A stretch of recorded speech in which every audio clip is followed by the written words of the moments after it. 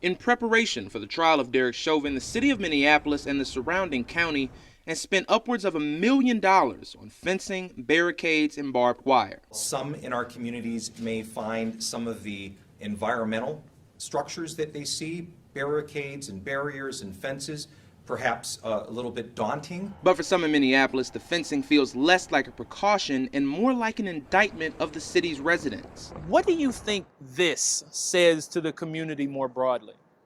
It says we don't trust you.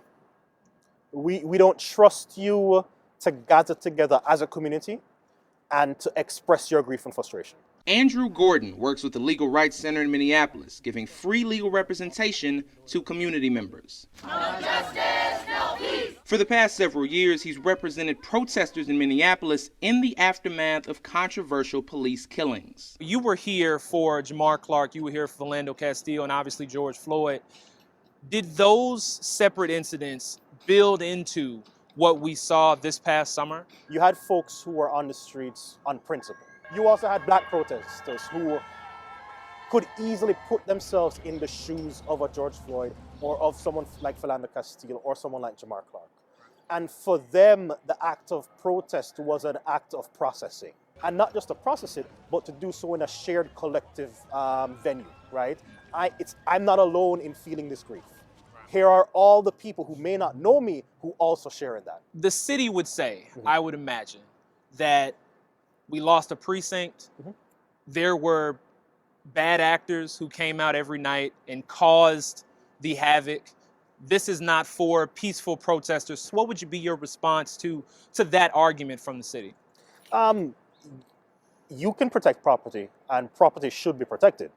This protects this property. Let's say you want to ensure that people are coming out and they're protesting and that protest is meaningful and it's peaceful, then talk to the people who are going to protest. Find out why, for example, they may turn violent. Governor Tim Walz listed the total cost of damages from the unrest last summer at $500 million and believes nearly 1,500 businesses were impacted by looting, fire, or vandalism. Now, the city has 6 different law enforcement agencies focused on this trial, including roughly 2,000 National Guard troops stationed in the city. Despite the additional security, activists in Minneapolis have plans to protest throughout the trial. Gordon says George Floyd's death and Derek Chauvin's trial stands out amongst the police killings he's seen over the years. The video seemed to show an individual who just didn't care that George Floyd was a person. And the things that you fall back on, okay, the officer was scared for their safety, the officers were scared because a person had a gun or a knife, or they were rushing them or charging them, it just wasn't true here.